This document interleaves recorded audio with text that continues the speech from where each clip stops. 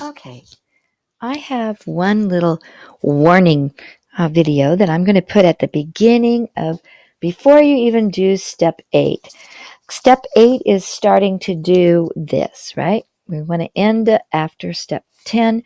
You're going to end up with this lovely cuff or band on your sleeve, right? Intersecting there.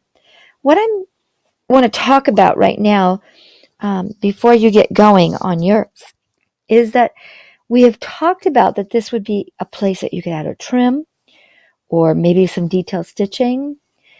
Let's talk about adding the inside, like the piping or the trim in this place. If you want that on here, what you're going to want to do is place it on the sleeve end, raw end first. Like I would just baste it on by machine onto, we're going to pretend that's a raw edge, onto the sleeve with the trim sticking out this way. Not that way, this way. Like if you're trying to get a little edge to end up being sticking out, right? You're going to want it to be sticking this way. And the seam allowance, you'll have your raw edge of your trim or your bias or whatever you're going to do out here on the raw edge, enough sticking out whatever distance you want up there. It's just going to lay there. And then as you continue to do the steps to put this on there, it will be fine. You don't want to put the trim on at the same time that you sew this, or the piping or the binding, whatever it is that you're going to put on here. And you want it to be the size that this is. And you don't want it super bulky, because do you see how it's going to end up, if it's really bulky, making it feel a little bit strange there.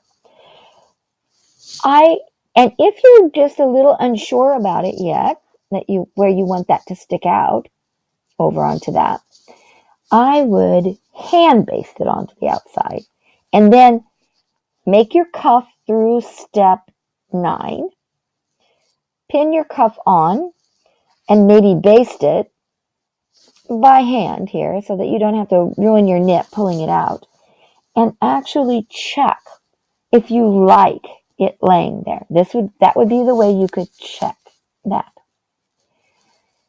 If you put it on the cuff side and make it only as long as the cuff is instead of the bigger line here, you can do that. You just have to make sure it has the same stretch, or that it can stretch the same amount as what you're going to have to stretch the cuff to put it onto here. And I'm just saying that so now you don't start doing each of the steps coming up and then think, well, where am I going to put this in at, Shirley? So I wanted to put this at the beginning, talking about it.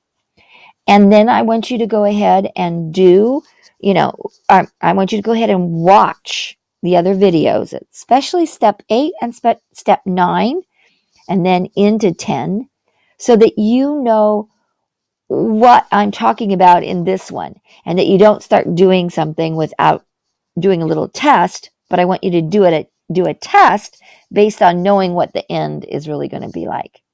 All right, on to the next one.